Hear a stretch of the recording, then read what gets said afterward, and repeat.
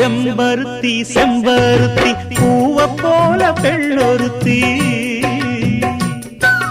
காதலன தேடி வந்தாள் கண்ணில் வண்ணமை எழுதி மேலும் கீழும் ஆடுகின்ற நூலிடைதான்